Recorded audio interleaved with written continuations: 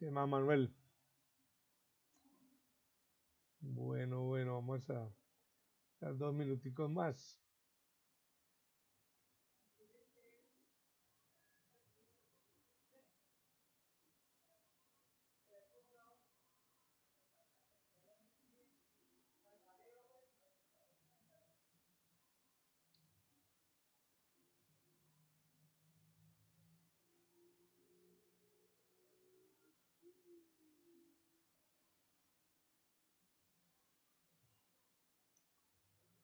Bueno, con el ánimo de compartir con los puntuales, vamos entonces a dar como inicio a este proceso que me parece interesante, donde todos nos podamos apoyar mutuamente desde el conocimiento de cada uno, de las vivencias, de las experiencias, para compartir en estos, eh, hablemos de 1 hora máximo que podamos hacerlo, pues si es posible cada 8 días, si no podemos coordinando cada 15 días y ya pues ir mirando quién le podría apoyarnos para la próxima semana o para la próxima charla que lo podamos hacer cada semana. A mí me parece que es muy bueno que pudiéramos aprovechar. Todos tenemos nuestros conocimientos, nuestras experiencias, nuestras vivencias que nos pueden ayudar a ser mejores cada día. Y en especial, pues necesitamos llevar nuestras empresas al siguiente nivel. Y como lo vimos en las diferentes salas que tuvimos en el proceso de negocios de impacto y algunos que estuvimos en Bogotá, pues la importancia y la necesidad de que pudiéramos sacar adelante cada uno de nuestros proyectos y nuestras propuestas y si lo podemos hacer con el apoyo y la experiencia y la experticia de los demás, pues qué bueno que podamos aprovechar este grupo, porque es un grupo interdisciplinario, es un grupo numeroso, un grupo que está en la lucha día a día en la generación de empresa, que no es fácil.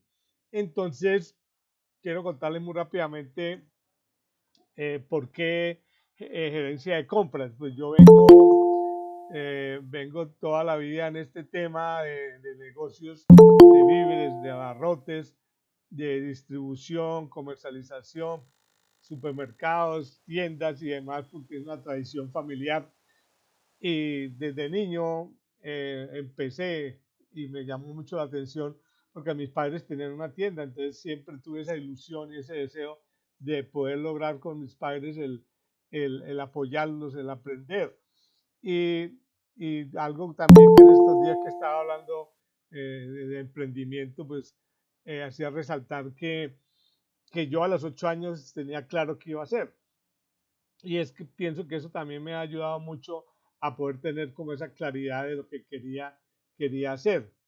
Entonces empecé a ayudarle a mis padres en la tienda, a estudiar luego el bachillerato, al terminar el bachillerato, un tío tenía un local muy bien ubicado, entonces me dijo a mí que le organizara el negocio y pusiera a vender. Y eso fue una gran experiencia porque estaba terminando el bachillerato y ya estaba teniendo la oportunidad laboral y trabajé con él, pero siempre con la ilusión de tener mi tienda. Eh, Estuve trabajando con él unos 2 años porque desde la ambición y el deseo de crecer, de dejar el jefe, de cambiar, de tener mi propio jefe, entonces le planteé en varias oportunidades que se me mejoraban las condiciones económicas, que me dieran una participación del negocio, de las utilidades, pero no fue viable. Y ya a los 2 años dije, no, acá no puedo hacer nada, pero yo no puedo cambiar mi horizonte, no va a cambiar de mi meta. Y arranco a los 20 años, los 21 años exactamente con mi negocio.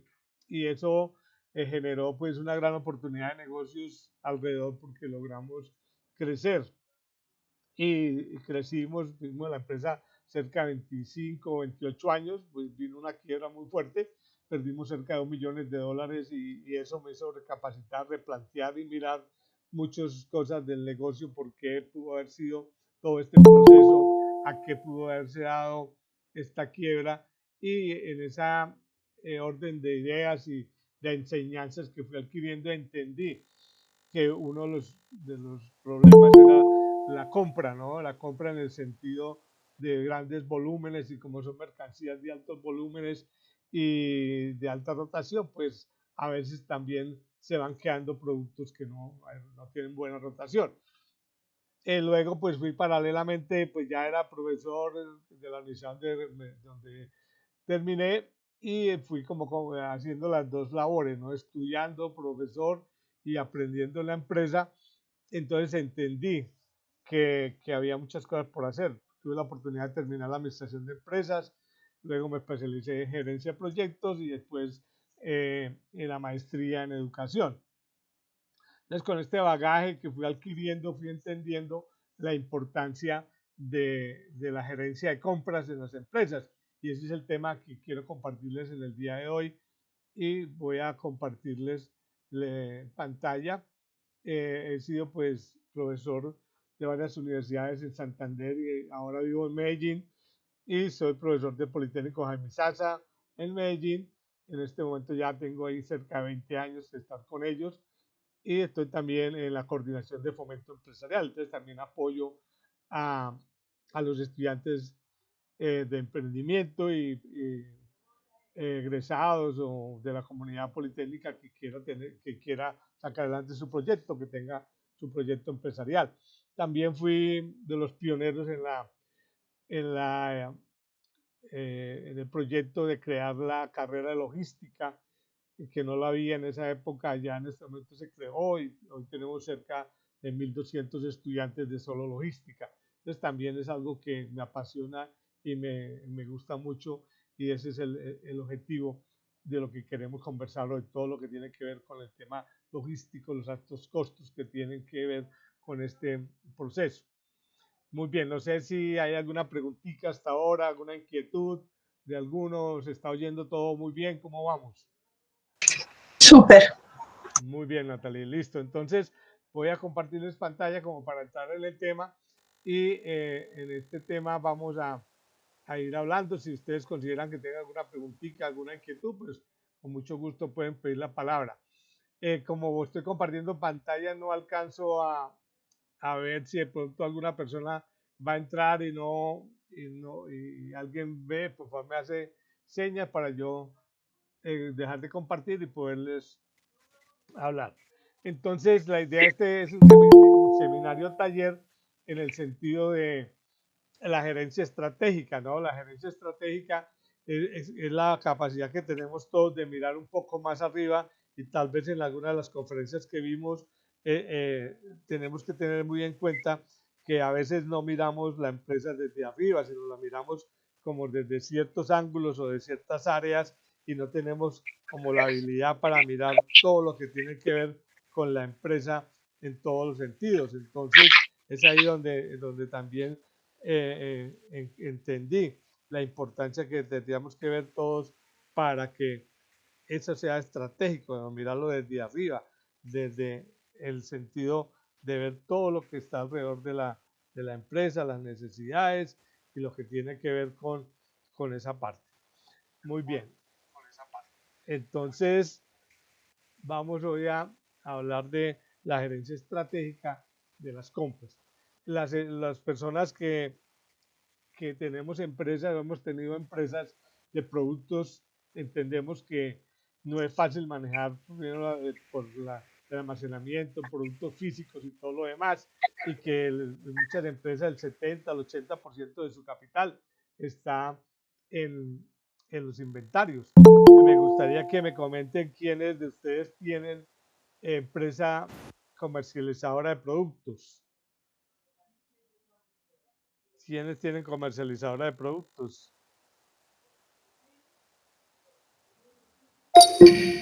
¿Ah? Una pregunta, qué pena, Sí, interrumpo. tranquilo. Usted va a grabar esta conferencia, ¿verdad? Esto, sí, la estoy grabando, pero si alguien la puede grabar, mejor. Porque si de pronto tengo algún inconveniente, Oh, bueno, listo. bueno, gracias. Bien, esto, sí, la estoy grabando y espero que la puedan, que me quede bien. Bueno, entonces, cuando tenemos esta, bueno, Jorge Vascones nos dice que él tiene una distribuidora de accesorios de computadores. Entonces, siempre que cuando tenemos este manejo de productos, eh, hay muchos factores que hay que tener en cuenta, entre ellos la obsolescencia y pasa de moda, bueno, muchas otras cosas más. Entonces, lo primero que tenemos que hacer y tener la capacidad de nosotros es hacer un diagnóstico. Ese diagnóstico gerencial es importante tenerlo en cuenta y mirarlo también desde la estrategia. En las empresas que tenemos productos físicos, algo estratégico es la rotación de inventarios. Esa rotación de inventarios es muy importante y lo vamos a ver un poco más adelante, sobre todo el tema que tiene que darse alrededor de la rotación. Y esa rotación es el número de veces que vamos a rotar el inventario en el año. Por decir algo, si yo vendo 1.000 millones y quiero darle una rotación mensual al inventario, mi inventario promedio debería estar en 80, 85 millones y esos mismos 80 millones, 85 millones deberían ser las ventas. Entonces, si yo vendo 85 millones al mes y tengo un inventario de 150 o 170 millones, estoy dándole en menos de una vuelta, o sea, de 2 meses para darle una vuelta al inventario. Y eso se representa en el flujo de caja, como lo vamos a hacer un poco más adelante. Entonces, tener muy buena visión sobre la rotación de inventarios. Los japoneses desde los años 90, 80, por allá venían hablando de la importancia de la rotación de inventarios, pero nosotros no la entendimos sino por allá hasta los años tal vez 2000 que empezamos a entender cómo son la rotación de inventarios para las empresas. En este diagnóstico yo he elaborado este pequeño análisis como para saber de 4 áreas importantes que tiene una empresa y analizando 5 puntos de vista de cada uno, que la gestión de inventarios, la aplicación de las finanzas, el uso de las tecnologías y la alianza con proveedores, que es muy importante en ese tema, y pasarlo a esta herramienta en Excel que nos da como las 4 áreas de la pirámide más importantes de cómo estamos, en qué parte estamos más débiles, en cuáles estamos más o menos fuertes o en cuáles tenemos que reforzar. Y aquí nos da un análisis de ese estudio y nos dice si estamos en un 68% que pasa, en un 48%, en un 56%, en un 70%. Esta es una forma de hacer un diagnóstico muy rápido de cómo está la empresa y cómo podríamos entender cuáles son las áreas débiles y que debemos mejorar. Cuando estamos en compras, en la gerencia de compras, debemos tener muy claro estas 4 preguntas que a veces no nos las hacemos, sobre todo cuando le delegamos el área de compras a terceros. Y ahí pienso que una de las debilidades nuestras, no mía en la empresa inicial, he tenido varias empresas en la primera, que fue donde me quebré un valor muy importante, y no tantas empresas que he tenido de comercializadora, también me quebré, pero ya entendía un poquito más el tema, es tener claro cuánto compro. Y ese cuánto compro lo vamos a ver un poco más adelante desde los conocimientos. Recuerdan a Juan Willis que nos hablaba del crecimiento exponencial. Vamos a hablar un poquito de esas diferentes herramientas que él nos explicó de cuánto compro de acuerdo a los diferentes objetivos que tengamos. Cuándo compro. Y ese cuándo es muy importante, la alianza con el proveedor. Si yo tengo un proveedor que está en mi misma ciudad, entonces, ¿para qué le compro con periodos del tiempo largo? Si él tiene su tiempo de entrega, el lead time famoso de 3 días, 5 días, ¿para qué va a comprar para 30, para 20, para 10? Pues para 3, para 5 días. ¿Dónde compro? Si mi proveedor está en la ciudad, pues no tengo problemas para abastecimiento. Pero si está en otra ciudad, en otro país, pues ya tengo que analizar y tener muy claro a quién le compro, cuál es mi proveedor, si es un proveedor exclusivo, si es un proveedor que me vende a crédito y me tengo que comprarle al precio que él quiera, pues entonces ahí también tengo que tener claridad sobre eso. Entonces, como 4 preguntas claves que debemos tener en cuenta cuando vamos a comprar. Y hoy por hoy tenemos que tener en cuenta muchos aspectos. Las tendencias del mercado, qué está pasando con las tendencias del mercado, cómo están dando hoy por hoy los negocios. Tal vez ustedes, que los que están en este tipo de negocios, han visto que algunas empresas multinacionales como, digamos, Carrefour, cuando llegó al país, y el grupo Casino, las francesas, que fueron dueñas del éxito, ellos fueron los primeros que llegaron al país para este tipo de negocios con inventarios administrados por el vendedor. Los inventarios de esas empresas no son de las empresas, de esas cadenas, son de los proveedores. Es una tendencia que ha venido cambiando y es lo que conocemos nosotros vulgarmente con consignación, con producto en consignación. Entonces también eso hay que tenerlo en cuenta, las políticas que tienen las empresas.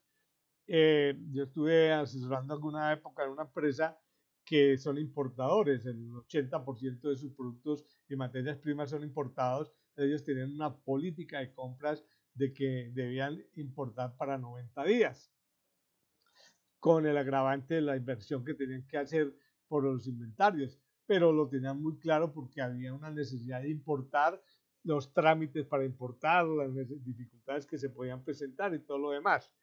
Las estrategias de compra, cuáles son las estrategias que nosotros debemos tener para comprar, pagar de contado, pagar anticipado, que eso va de la mano del flujo de caja, que también lo vamos a mirar un poquito más adelante, la famosa clasificación de inventarios, que ahora la vamos a ver un poquito más, por clasificarlos normalmente se conoce por la clasificación ABC, los tipo A, alta rotación, los B, mediana rotación, y C, baja o mala rotación.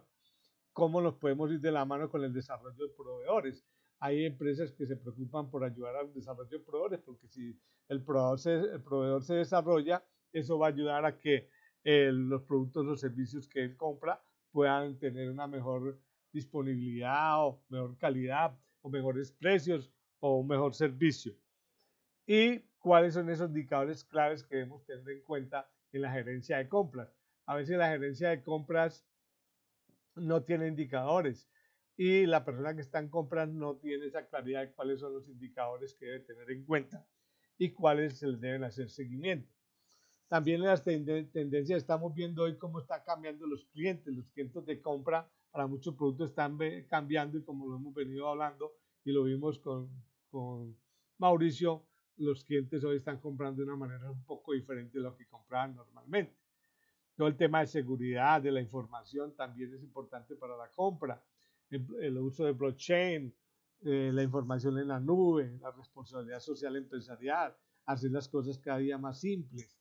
Todo esto son temas que tenemos que tener en cuenta la cadena de abastecimiento para que podamos hacer un mejor manejo. Y esos negocios que estamos viendo hoy por hoy, B2C, B2B, B2A, C2C y el B2B2C, que ahí les voy a contar un poquito por qué llegué yo a ese tipo de negocios y por qué estoy entrando hoy por hoy a ese tipo de negocios. ¿Alguna pregunta, alguna inquietud hasta ahora? Preguntas, inquietudes, comentarios. Nada, no los oigo. ¿Se fueron todos? ¿Hay alguno por ahí? Hola, hola, ¿sí están por ahí? No, que yo no veo nada, veo solo la presentación, entonces no sé si están por ahí. Bueno. Yo sí tengo una duda, pero creo que eso como lo has dicho, creo que se resuelve en el flujo de caja. Pero yo tengo la siguiente duda. Cuando una empresa, por ejemplo, va a sacar una colección de chaquetas, Sí. entonces ellos dicen, voy a hacer inicialmente 50 chaquetas y yo les he dicho, claro, usted va a vender 50 chaquetas que empieza a hacer su inventario, pero eso también deben costear sobre esas chaquetas el tiempo que ustedes van a tener en cuenta para la venta de esas chaquetas. Si se piensan demorar 3 meses, pues son 3 meses que esas chaquetas deben costear los gastos fijos.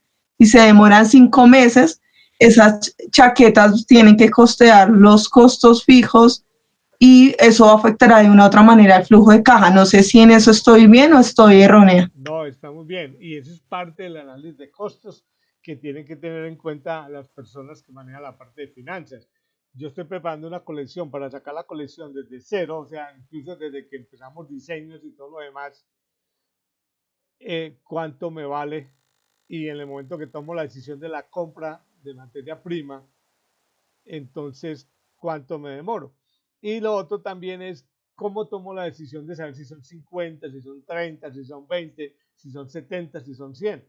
Es parte también de la gente que está en el área de mercadeo y de ventas de entender muy bien cómo está el comportamiento del mercado y entender muy bien cuál podría ser una producción de prueba, por decir algo.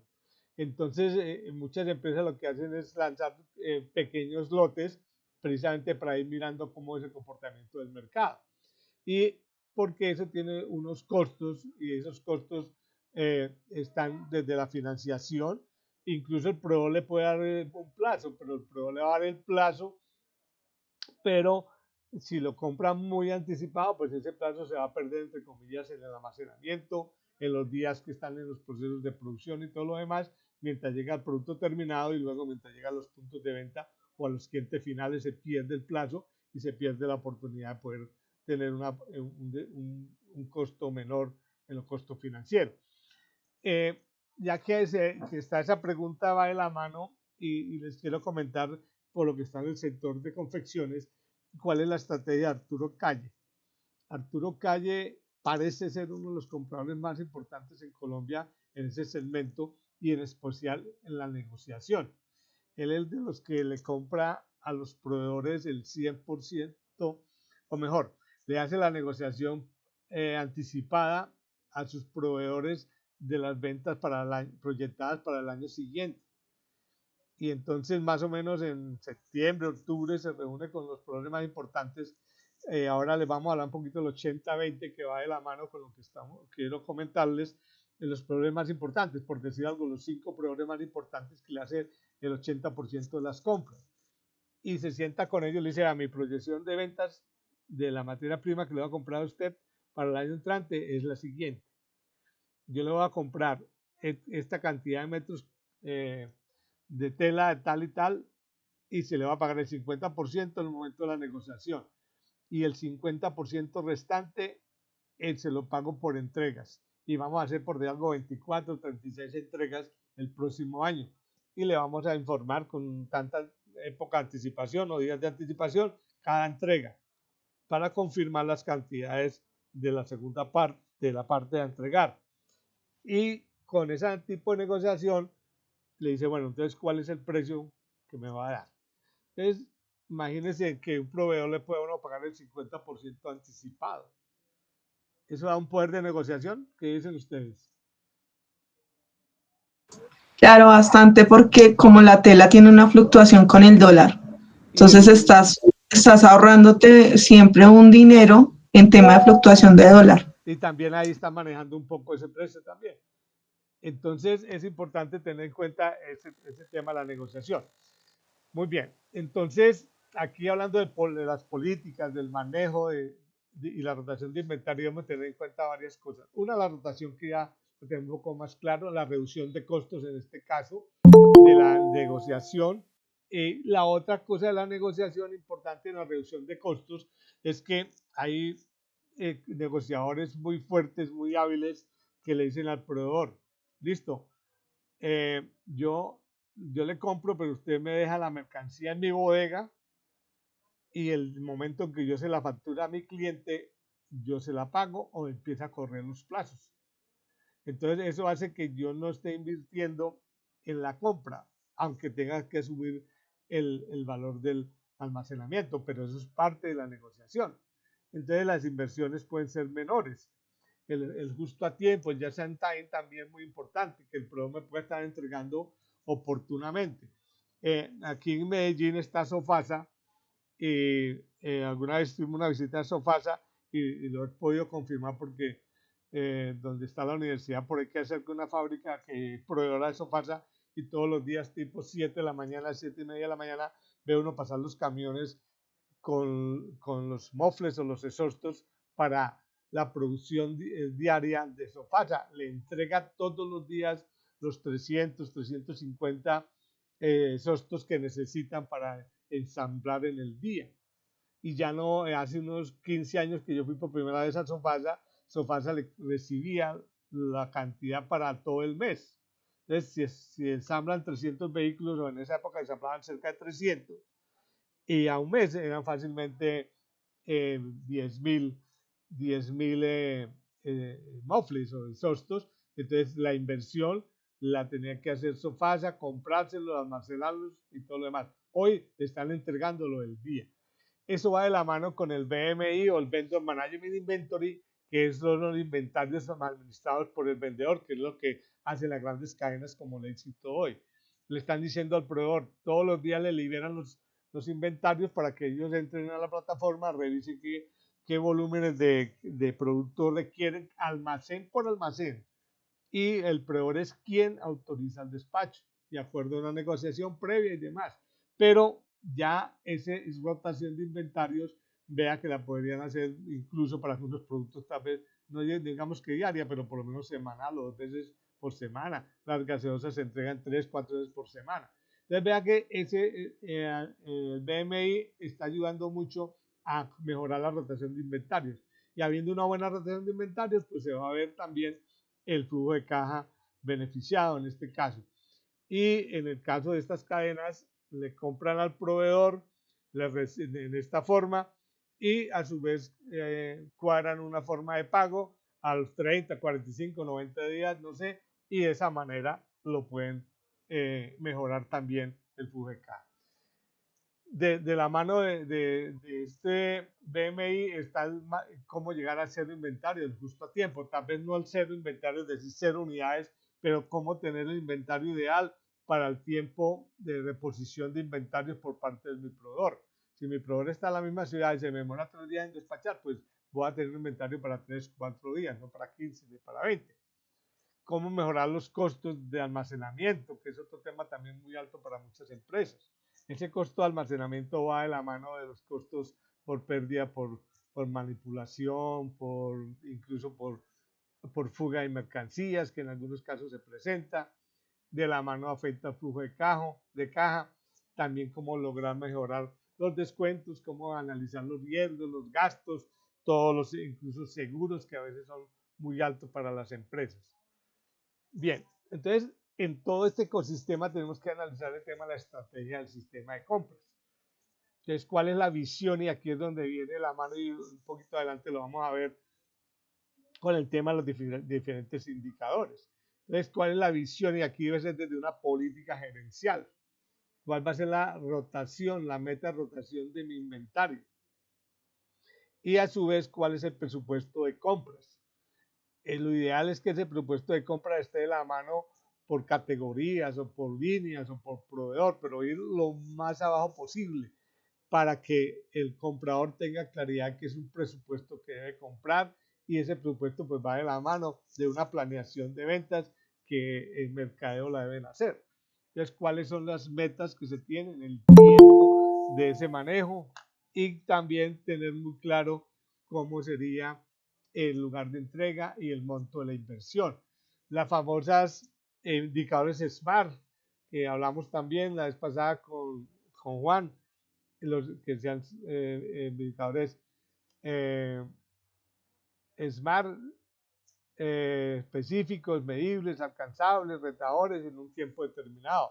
Los famosos KPIs, cuáles son los indicadores que a mí me interesa analizar, digamos, los presupuestos de compra, la rotación de inventario, el número de días de pago a proveedores, el flujo de caja. Son indicadores que yo lo debo tener claro, y la gente que está en estas áreas tenerlos también muy claro, y acompañado del monitoreo del área financiera.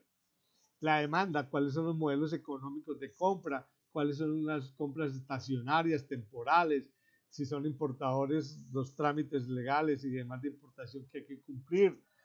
Pues bueno, ahora en pandemia, pospandemia, ahora está medio tratándose de organizar todo el problema de la demanda, que hubo épocas en que había bastante escasez, también cómo entender todo este proceso. En los tiempos de entrega, qué políticas podemos tener con los proveedores.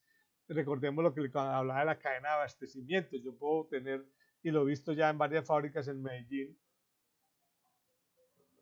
perdón, en el caso de Postobón, uno de los proveedores de la botella de plástico está en situ.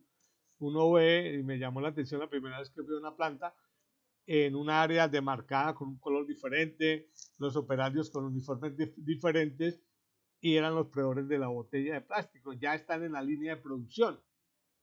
Y Postobón les paga, les compra las botellas que envasó ese día. Las máquinas son de ese proveedor, la máquina productora de la botella y de todo el proceso. La materia prima es el proveedor, ahí mismo lleva la materia prima y la transforman en el proceso. Entonces, eso contribuye a que esas políticas con proveedores pues sean un poco benéficas para ambas partes, y ante un proveedor de esta naturaleza, o mejor, un cliente de esta naturaleza, pues el proveedor está dispuesto a tomar ciertas inversiones, y eso baja también la inversión para el cliente, en este caso Postobón. La integración de los procesos logísticos, entonces Postobón le da el espacio y lo integra en la línea de producción, y esos procesos se integran automáticamente. Lo mismo pasa en Sofasa. En Sofasa uno ve en la línea de ensamble de los vehículos 4 o 5 empresas diferentes. El proveedor de las llantas son operarios con uniforme de esa empresa, el proveedor de los mofles, como le decía, el proveedor de los panorámicos, de los vidrios, porque están en la línea de producción y ellos han asumido parte de ese proceso. Yo incluso le preguntaba al ingeniero que nos atendió la visita que cómo era la alianza, que asumían parte de ese costo del operario que estaba ahí. El proveedor no lo asumía todo, pero habían llegado a acuerdos de que participaba en parte de los costos. Entonces, cuando vemos que el proveedor me pague el 50% del costo de un operario, pues me está ayudando a mejorar los costos, y eso es lo que hace para que la empresa sea mucho más competitivas. Y tenemos que entender que también en lo ambiental hay unos temas también de políticas, de normas, de una sensibilización ambiental, de hacer las empresas sostenibles, que también debemos tener en cuenta. Entonces son como puntos estratégicos que debemos analizar y mirar. Este era el punto que quería que analizamos un poco, la clasificación de inventarios. Como les decía, yo vengo de empresas totalmente que manejan volúmenes de productos de consumo masivo, de grandes volúmenes y rotación muy alta. Entonces, lo que se considera importante ahí es la clasificación de inventarios por los grupos, en donde el A es el de mayor rotación, el B es el de menor rotación y el C es el de baja rotación. Entonces ahí pues debemos estar en lo posible sistematizados, tener un WMS o una ERP integrada para poder manejar justo a tiempo, y de esa manera pues poder tener la información eh, muy a la mano, y una información al día, en especial que sea al día, para que de esa manera la toma de decisiones sea muy importante.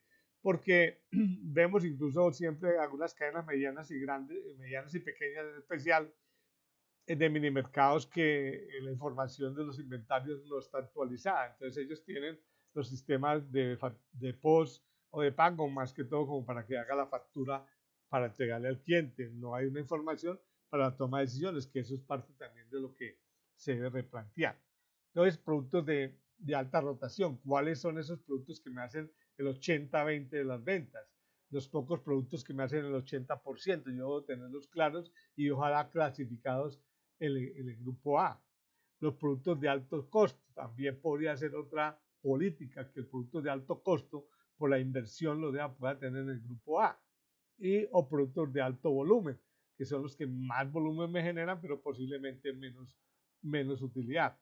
Pero a cualquiera de estos aplicarle el 80-20, que es lo que más me interesa. ¿Cuáles son los pocos productos que me dan más utilidad? ¿Cuáles son los pocos productos que valen más, que tengo que cuidar? ¿O cuáles son los pocos productos que me hacen altos volúmenes y que los necesito, como conocidos como productos gancho? Cómo automatizar algunos procesos, también cómo irme metiendo en el tema de la economía circular, hacer empresas sostenibles con el medio ambiente, y todo esto que también es importante poderlo controlar y poder meternos ahí. Aquí hay un tema muy importante que a veces no analizamos, y lo voy a llevar a este cuadro. Entonces, ¿ya están viendo el cuadro? Preguntas, inquietudes, acá, ¿alguna duda? Hola, hola. No, súper claro. Listo. Entonces vamos a mirar este tema. Aquí vamos a partir de que tenemos un inventario y le hemos hecho una clasificación por grupos ABC. Ahí están viendo muy pequeño. ¿Se ve bien? ¿Ha mejorado? Bueno, entonces, digamos, vamos a hablar de que la empresa tiene productos del grupo A. En este caso, de 90 millones, en el grupo B 5 millones, el grupo C 5 millones. Entonces tiene una participación del 90%, el 5 y el 5, listo. Que puede tener una política, ojo con esto, una política de rotación de inventarios, que los de grupo A, por decir algo, sean de 30 días, el grupo B 90 días, el grupo C 190 días.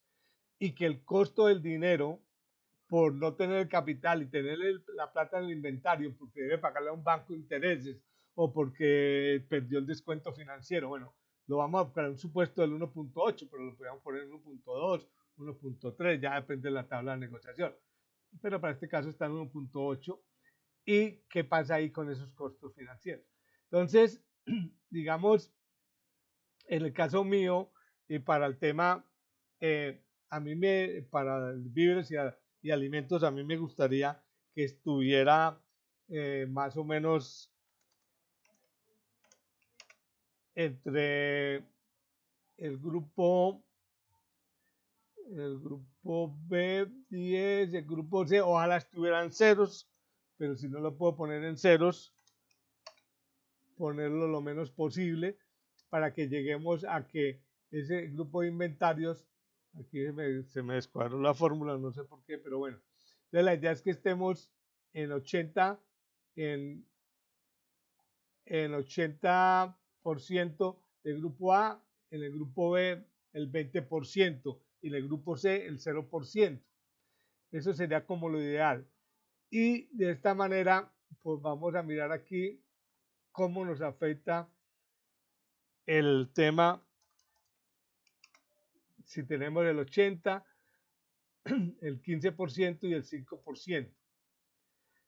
Si tenemos esta política del grupo A el 80% del inventario, el grupo B el 15%, el grupo C el 5%, y con un costo financiero para después de 30 días de 1.8 mensual, tenía que pagar gastos financieros de 19.500. Entonces, cuando yo vengo al flujo de caja, aquí veo cómo me afecta el flujo de caja con estos gastos. Solamente estoy analizando el gasto financiero. No estoy mirando qué costos tengo el almacenamiento. Si pago, pago almacenamiento en una empresa por ubicación, o pago por metro cuadrado, o pago una bodega en arriendo mensual.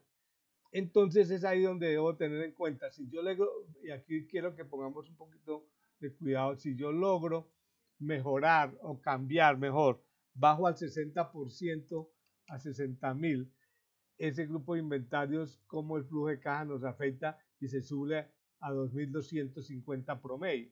Y por ende el flujo de caja va a crecer negativamente. Entonces es aquí donde una política de rotación de inventarios para cualquier línea, e incluso para las empresas que fabrican partes o importan materias primas, insumos, porque las empresas que fabrican tienen que tener inventarios de materias primas, de insumos, inventarios de productos en proceso, inventarios de producto terminado. O sea, esa suma de inventarios tiene un costo alto y es ahí donde tienen que tener un buen manejo. E incluso si yo los llevo y lo analizo en el balance, si yo tengo unos inventarios, recuerden que los inventarios son activos corrientes, y si yo lo tengo en unos inventarios, eso me puede estar afectando el IVA. Y ese IVA, si me pasa el bimestre, yo tengo que pagarlo. Entonces yo muchas veces estoy pagando el IVA de una mercancía que no he vendido. Entonces me afecta el tema del balance porque se me suben los activos, el tema de la liquidez, el tema del flujo de caja. Y por ende, pues aquí lo vamos a ver en el estado de resultados porque tenemos unos gastos financieros altos. Entonces, estos gastos financieros altos que lo vimos que vienen de acá, de este problema que tenemos de crecimiento de los gastos financieros porque tenemos unos inventarios altos, entonces esto va a afectar el resultado de la utilidad neta. Entonces, si en condiciones normales se lo tenemos con un sistema de inventarios un poco alto, está con el 15%. Si mejoro el inventario, mejor. Cuando tengo un buen manejo de inventarios, tengo un 15% de utilidad neta, y si no manejo bien los inventarios, se me baja la utilidad neta un 4%. Y aquí ya podemos tener como los gráficos de cada uno de esos escenarios y de los grupos cómo están y cómo podríamos mejorarlos. Entonces, la idea de de este cuadro es que podamos tener como la visión de la necesidad que tenemos de compartir todo el tema desde el punto de vista de inventarios, la gerencia de compras, la negociación con proveedores, el análisis del mercado. Y aquí es como quise unir el tema que hablamos con Juan Builes de la crecimiento exponencial, que yo le integré a plan estratégico integral y una buena gestión de inventarios y optimización financiera. Y aquí tenemos, ¿se acuerdan ustedes de las variables que él nos hablaba de unos objetivos ambiciosos, desafiantes e inspiradores?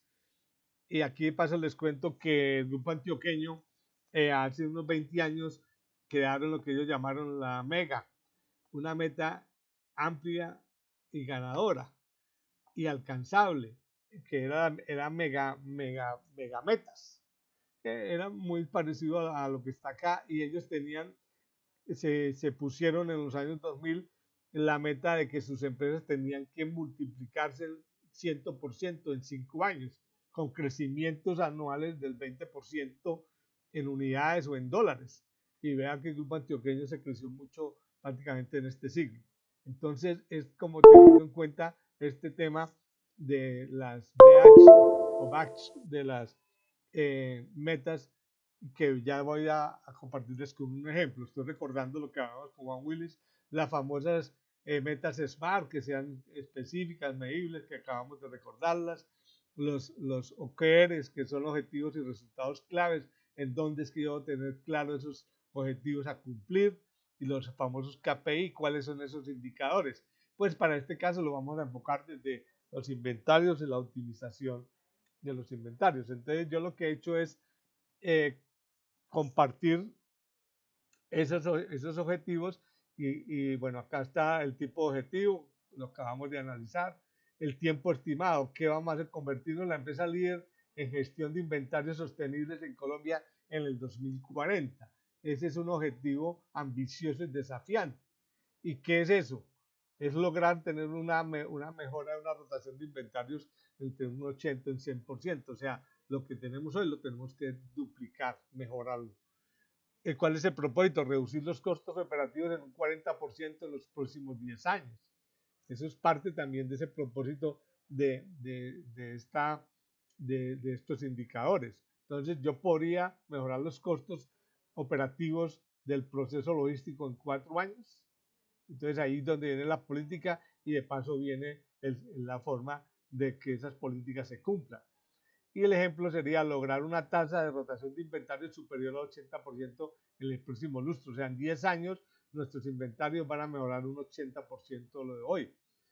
Entonces, es parte importante de lo que tenemos. Si yo estoy manejando los inventarios hoy a 30 días, en 10 años debo tener un inventario de 6 días, más o menos. Los objetivos SMART, entonces aquí se me quedaron. No, bueno, se me quedaron, pero aquí estaban, los puedo completar.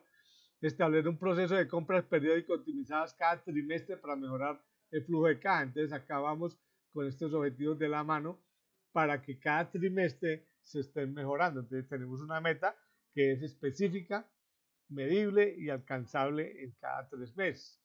Los OKRs son objetivos cualitativos y cuantitativos en los resultados claves que nos interesan. Entonces, en este caso, mejorar la eficiencia operativa en un 15%.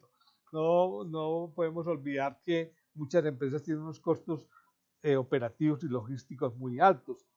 Para muchas empresas los costos logísticos son demasiado altos. Entonces, si no los mejoro, puedo ver afectar las utilidades. Reducir los costos logísticos en un 10% en un año. Eso es muy claro, este objetivo. Reducir el tiempo de procesamiento de pedidos en un 25% en un año. Entonces, ¿cuánto se demoran en el procesamiento del pedido? Y estamos hablando solamente del procesamiento, desde que viene la orden de compra, quien la necesita, del área, de la sección, mientras hacen la orden del pedido, mientras autorizan la compra, mientras le llega desde el proveedor. Entonces, todos esos tiempos deben manejarse para reducirlo en un 25% en un año. Los KPI, indicadores medibles, logísticos y los dividí en la parte logística y los dividí con la parte financiera para tener un poco más de claridad. Tasa de rotación de inventarios en un año, mejorarla en un 80%. Entonces, lo que hablamos, y insisto mucho en la rotación de inventarios, porque para mí, desde que lo entendí y lo comprendí, lo he podido aplicar, me he dado cuenta la importancia de la rotación de inventarios. El tiempo de ciclo del pedido en 12 meses debe ser 3 días. O sea, si aquí tenemos 8 días, en este vamos a reducirlo a 3 días todo el proceso, desde que arranca la necesidad hasta que llega el producto. Ahí tenemos que tener una alianza muy importante con el proveedor. La exactitud del inventario, que es otro tema importante, es en un año tener el inventario en el 98%, que se pierda el 2% de inventario, por decir algo, de 10.000 millones, es representativo. Pero, ¿por qué se pierde ese inventario? ¿Será que hay una fuga de mercancías o hay un mal control de los inventarios? Entonces es parte importante de tener muy en cuenta como un indicador logístico, porque aquí puede haber un dinero importante representado en el inventario. Y los financieros, mejorar el margen bruto en un año en el 45%. Entonces, ¿cómo lo puedo mejorar en un 45%? ¿Qué estrategias debo hacer? Desde la negociación con proveedores, la negociación con el proveedor de efectivo.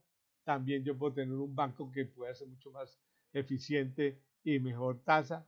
El flujo de caja operativo en 12 meses, por decir algo de $100.000, debo tener en caja promedio 100.000. Listo, eso es lo que la política y debo cumplirlo. El costo de almacenamiento en 12 meses debe ser el 3% de las ventas. Entonces, ese será un indicador que debo tenerlo en cuenta, analizarlo y medirlo a ver qué se puede tener. Y de la mano pues va toda la cadena de abastecimiento, cómo la puedo hacer más rentable, dinámica y que podamos integrarla con el grupo de proveedores y internamente. Todo esto a qué me ha llevado a que yo quise, por las 2 o 3 quiebras que he tenido, bajarle un poco el ritmo a los negocios donde hayan inventarios. Entonces me puse a pensar con el conocimiento y la experiencia que he adquirido de cómo crear una empresa o una aplicación que conecte a los pequeños comercios, porque es lo que yo conozco, con sus proveedores hacia atrás, donde no voy a tener ya mercancía, sino solamente voy a conectar quien la necesita con quien tiene la mercancía, consolidarla en la aplicación por volumen para mejorar el poder de negociación con el proveedor y con el cliente, y de esa manera mejorarle la utilidad al cliente compartiendo parte de ese volumen de descuento que se pueda obtener. A su vez, cuando tengamos la compra consolidada, consolidamos la ruta de entrega, y la ruta de entrega la georreferenciamos para optimizar los costos logísticos y bajar la huella de carbono. Entonces ahí estamos trabajando con 2 cosas, y una tercera: cuando tenemos la ruta georreferenciada, le enviamos al proveedor de transporte o logístico la ruta y en subasta inversa le preguntamos cuánto cobra por este pedido, por hacer esta ruta. Y hacia adelante conectar a esos pequeños comercios con los clientes finales para que ellos le puedan vender a través de la aplicación.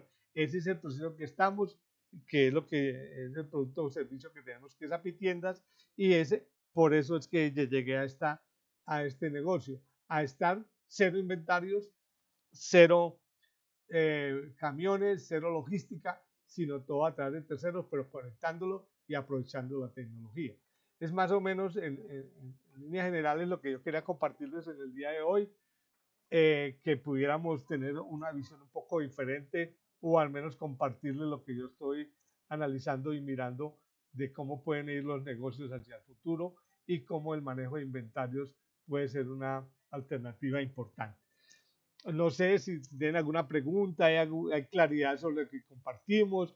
Estamos un poquito con el tiempo listos, pero bueno, tenemos estos 7 minutos para compartir algunas preguntas, inquietudes y también mirar cómo podemos seguir en este ciclo. Hola William, buenas noches. Yo quisiera hablar. Buenas noches, siga. William, a mí me llama la atención el tema de las rotaciones de de las mercancías que se tardan, las de baja rotación. Usted en el ejemplo puso 120 días de plazo, pero ¿qué pasa cuando esos plazos no se cumplen y sigue la mercancía ahí en bodega? ¿Cuál es la estrategia para que tenga rotación? ¿Se hace un acuerdo con los proveedores? Algo así como para entender esa parte. Bien, sí, ahí hay un tema muy complejo porque ya cuando hablamos de más de 120 días, muchos productos pueden ya estar entre comillas obsoletos porque pasaron de moda, porque viene una nueva tecnología, en el caso de temas tecnológicos, la moda como tal, la fecha de vencimiento y todo lo demás. Entonces ahí es donde tenemos que tener mucho cuidado con esos grupos de inventarios y productos que tienen esas dificultades. Hablar con los proveedores, pero oportunamente, ¿no? Porque ya cuando el proveedor ve que el producto tampoco ni él lo puede recoger para hacer algo, que muchas veces es una estrategia, o lo que se hace es hablar con el proveedor, mirar cómo el proveedor lo podría incluso pasárselo a otro cliente que sí tenga rotación en otra región, pero es la importancia de hacer la negociación oportuna para poder salir, ofertas, descuentos. Ahí la verdad es que si hay que perder plata, hay que perderla. O sea, porque usted está perdiendo almacenamiento, tal vez manipulación. Ya el producto, si se pasan, digamos, 3, 6 meses, un año de cierta línea de productos, ya no tiene mercado. Entonces tiene que rematarlo. Yo estuve trabajando con una empresa de repuestos para vehículos y estamos hablando que los vehículos por allá a los 10 años, 12 años, 15 años es que ya empiezan como que ciertas marcas no están en el mercado o ciertos repuestos no se consiguen. Esta empresa tuvo que venderlos por chatarra. Y eso le valía en ese momento más del 35% del valor del inventario. Y eso se reflejó porque ya no tenía liquidez. Y nosotros llegamos a esa empresa porque nos invitaron, era porque las ventas eran malas. Y las ventas no eran malas porque no tuvieran clientes, eran malas porque no tenían que vender. Y la conclusión fue decirle, usted ya perdió tanto dinero, pierda más, pierda lo que tenga que perder, pero salga de ese inventario.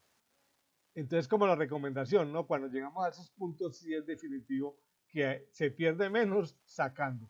Porque si yo tengo una bodega, estoy pagando almacenamiento, o si la bodega es mía, yo estoy ocupando un espacio que lo podría obtener para otro producto. Entonces, sí es importante mirar, incluso en un almacén que yo me quedé también de ropa y tuve que venderlo por saldos, porque ya no, eso no, por moda no salía. Y la gente de los almacenes, clientes conocidos y demás, no lo compraban porque ya por moda no servía. Entonces tuvimos que venderlo por saldos de esa gente que ya por pueblos pequeños a vender, a rematar saldos. Muy bien. ¿Sí queda claro ahí la respuesta? Sí, William, muchísimas gracias. Claro que sí. ¿Alguna otra pregunta? ¿Alguna otra inquietud? Hola. Muy bien. Ese era como el tema que tenía para hoy. Me gustaría mirar si de pronto hay alguien que nos pudiera compartir para la próxima semana, en 15 días, para el tema, también para que sepamos que viene. De a uno. Hola, hola. ¿Quién nos quiere compartir para la próxima? Sí. Bien. No se le oye bien. Por ahora no tengo algún tema específico que compartirles. Sí me gustaría de todas maneras de pronto apoyarme en el grupo. Bueno, con respecto a todos estos temas, excelente la exposición de hoy. Tuve la oportunidad de estar de pronto, no todo el tiempo ahí al 100% con usted, pero sí recopilé mucha información.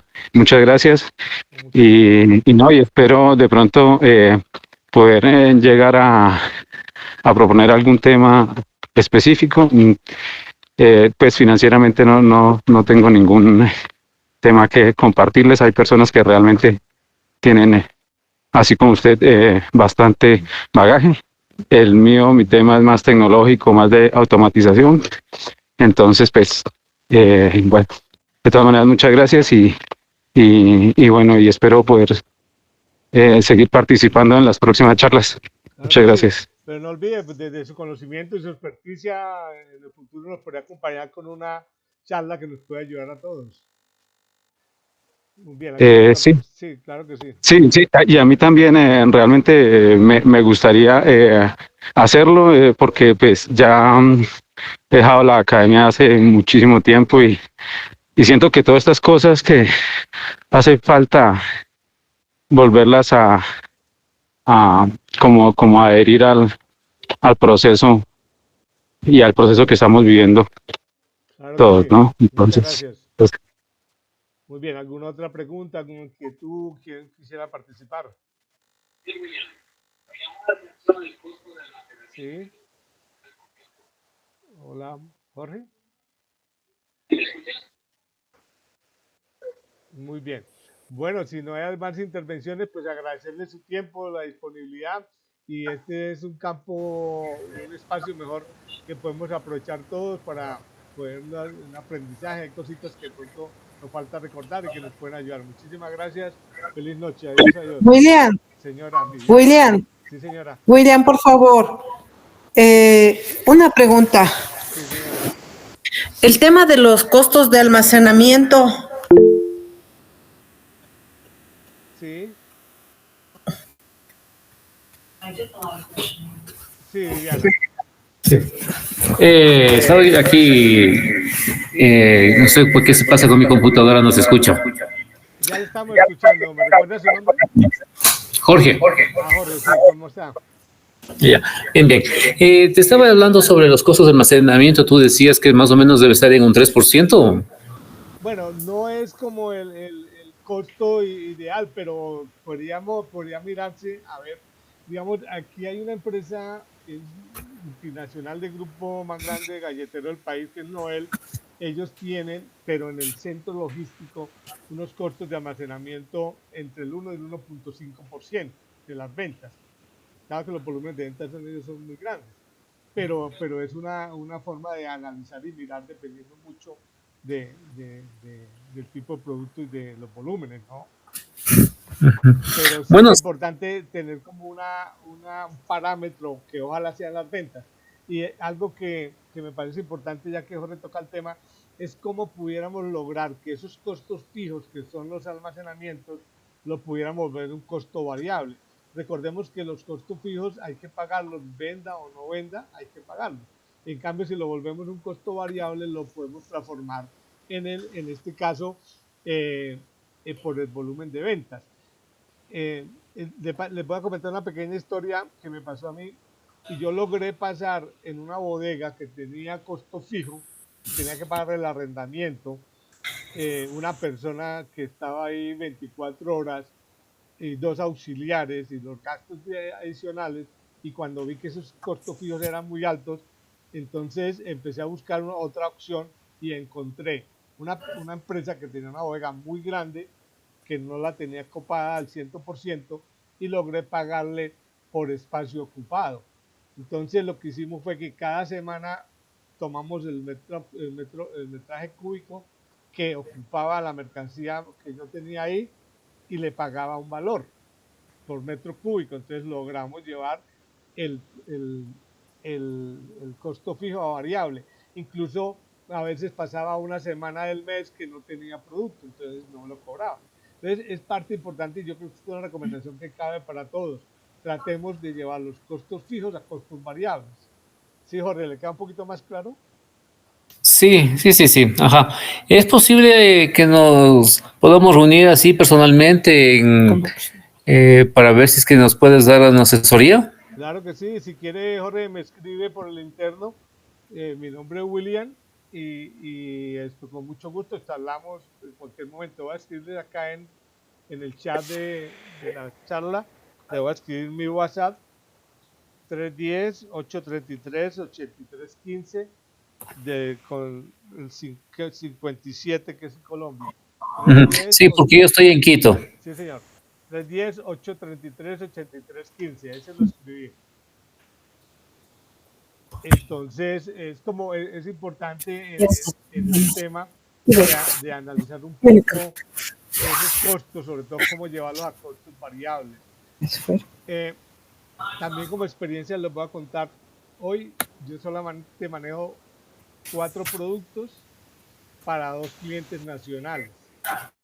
No tengo bodega, no tengo camiones que se necesitan, no tengo empleados, todo costo variable. Entonces, pago los servicios en la planta de sacrificio, pago servicios en la planta de desporte, pago servicios por empaque, por etiquetas, pago las cajas para empacar el producto, pago flete por kilo transportado y termina la operación. Y se repite, que es parte también de todo lo que he hablado hoy con ustedes, de que entendí el negocio y hoy estoy haciendo una rotación de 4 veces al mes del producto. Es un producto que se produce y se entrega semanal. Se vende, o sea, digamos, yo lo compro más o menos los miércoles, el lunes lo estoy entregando y el viernes me lo están pagando. Y vuelve y juega todas las semanas así. O sea, le estoy dando 52 veces la vuelta al mismo capital. Es ahí donde yo entendí la importancia de cómo se gana dinero con solo rotación de inventario. Y yo le pongo el ejemplo a los estudiantes cuando le hablo de esto, y lo voy a poner a ustedes. En una tienda de barrio compran 10 paquetes de arepas, que aquí en Medellín se consumen mucho las arepas, y las compran a 1.000 pesos y la vende a 1.100. En la tarde tiene 11.000 pesos porque vendió todas las arepas. Se ganó 1.000. Al día siguiente hace la misma operación, ya se ganó 2.000. Lo repite 30 veces al mes, se ha ganado 30.000 pesos. O sea, los 10.000 pesos de inversión se le triplicaron con utilidad del 10% diario. Rotación de inventarios, por eso es que mucho tendero pequeño, que es parte del mercado que yo conozco muy bien y que es la aplicación que estoy sacando al mercado, es eso, la rotación, darle rotación. ¿Cómo podemos rotar esa mercancía? Y ellos están muy dados a que solamente compran las unidades que necesitan por la vuelta del vendedor. Si el vendedor va una vez a la semana, 2 o 3 veces a la semana, le compran lo que necesite. Porque ellos también entienden muy claro el tema de la rotación y también porque no tienen mucho capital de trabajo, ¿no? Muy bien. ¿Alguna otra pregunta, inquietudes, dudas? Yo tengo una última ya. Tranquila, No pregunto. Digamos que yo estoy como en varias líneas, pero hay una línea sobre todo hablando en el tema de la ropa. Las marcas están teniendo que pagarle a las empresas como Falabella, Éxito, 40% del costo del precio de la venta, porque pues ellos están manejando lo que tú decías inicialmente. Uno entrega las prendas, ellos te manejan el bodegaje, pero después te quitan el 50% del valor de la prenda y te la pagan cuando la venden. Entonces te están quitando, digamos, entre comillas, el estrés de la bodega, pero sí te están quitando, por un lado, ni siquiera el estrés de la bodega, lo que te están es facilitando el tema de mostrar la marca, pero finalmente te están quitando el 50% de la utilidad sobre el precio. Y eso de una u otra manera pues está acabando a los pequeños empresas que quieren dar a conocer su marca como tal. Entonces, referente a esta necesidad que se está dando, porque las grandes plataformas están consumiendo a todas las pequeñas empresas que se quieren dar a conocer, diciendo, haga parte de mi tienda, pero tiene que dejarme el 50% de su utilidad sobre el precio. Entonces, de una u otra manera, están castigando a la compañía y he visto muchas que se están quebrando por intentar entrar a estas grandes plataformas para darse a conocer. Entran como en una pérdida constante y son empresas que sin querer están generándole plata a las grandes plataformas y a la final pues terminan quebrados porque no lograron pasar esa barrera, darse a conocer. Sí, ahí es muy difícil y es parte de una política gerencial. Ese es el canal que yo necesito para mi marca. Los márgenes me dan para compartir el 50%. Tengo capital de trabajo para poder esperar 30, 60, 90 días. O definitivamente tengo que replantear mi negocio, ¿no? porque a veces esas compañías pues son muy grandes, muy importantes porque tienen una vitrina que está en un país o en varios mercados, pero a qué costo? Y yo como empresa estoy en capacidad de esperar, tengo un costo financiero eh, para aguantarlo y a veces pues digamos se podría negociar por decir algo la factura, pero el problema es que esas facturas para negociarlas en un factoring, de pronto si no hay la venta del 100% y hay una devolución, ¿qué va a pasar? Para tener liquidez, pero a un costo de pagar el factoring. Entonces, Natalie, ahí sí yo vería muy importante que analizara la línea de negocio como tal. Si es el mercado objetivo importante para la empresa o debe replantearse un poco ese mercado. No es el cliente ideal para ustedes, ¿no? Y mirar si pueden llegar a otro tipo de clientes. Sí, perdóname. Tranquila. Sí, dígame. No, que te iba a decir que hay clientes que se muestran como elefantes, son muy grandes y uno termina siendo un ratón aplastado por un gran elefante porque cree que está haciendo un buen negocio. Exacto, es ahí donde definitivamente hay que entenderlo. Yo le decía que tuve un almacén y perdí plata porque teníamos una cartera muy alta y teníamos pagos de 60, de 6, 7, 8, hasta un año de plazo. Cuando yo entendí el negocio, porque me metí ahí como no lo conocía y me metí por una inversión y terminé ahí muy mal y perdí mucho dinero, pero entendí que ese no era el negocio y me salí. Y a veces tiene que salirse uno. Digamos, yo me salí como antes de todo, de haber perdido más. Digamos, ya había perdido, pero si me demoro un poquito más, pierdo más. Porque entendí que ese no era el negocio de darle esa cantidad de plazos y no puede recuperar la cartera. Entonces a veces tiene que uno ayudar incluso a que matar el negocio. Hay veces, la expresión no es la ideal, pero hay veces que le toca a uno, si no ves el negocio ideal, quebrarlo entre comillas antes de que lo quiebre a uno, ¿no? Que la pérdida sea menor. Porque esos negocios, y más de uno ha contado esa historia que tú nos estás contando, que es difícil con esas grandes cadenas y en especial en ese tipo de productos, porque se lo entrega uno a consignación. Si lo venden bien, si no se lo terminan devolviendo a los 3, a los 6 meses y pagándole la diferencia. Y cuando usted va a ver la diferencia no alcanza a todos los gastos que eso ha tenido, ¿no? Entonces ahí también es un poquito difícil el tema. Pero sí, pero sí es como el momento, Natalia, de reflexionar. Si quiere también cualquier día me escribe, con mucho gusto conversamos y analizamos un poquito con más detenimiento el tema. Gracias. William, Sí, una pregunta. Sí, Diana. Sí, mucho gusto. Tú dices que lo que se debe procurar es transformar los costos fijos en costos variables. ¿Es posible contemplar dentro de esa transformación gastos financieros que se hacen, por ejemplo, para poder almacenar los productos, construir una bodega? Y obviamente genero un endeudamiento y una amortización, un pago de intereses. ¿Es posible pasar esto a que sea un costo variable? Bueno, ahí habría que mirar si la empresa está en capacidad de adquirir ese endeudamiento para una finca raíz o una bodega. Porque a veces también puede ser que nosotros adquiramos un crédito para una bodega, pero no está la empresa con una utilidad importante como para poder diferir el crédito a 10 o a 15 años.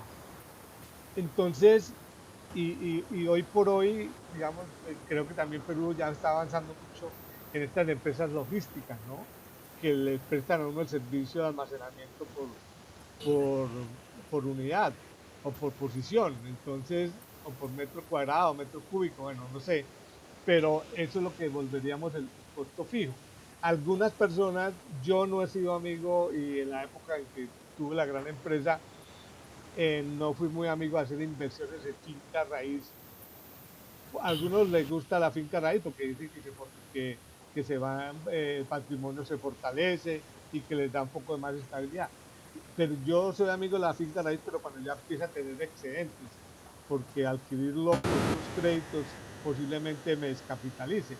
Y yo he sido amigo de que los negocios de víveres, de alimentos o de cualquier, si yo tengo liquidez y puedo comprarle mejor a mi proveedor, pagarle oportunamente, yo puedo tener mejores condiciones y puedo mejorar la utilidad.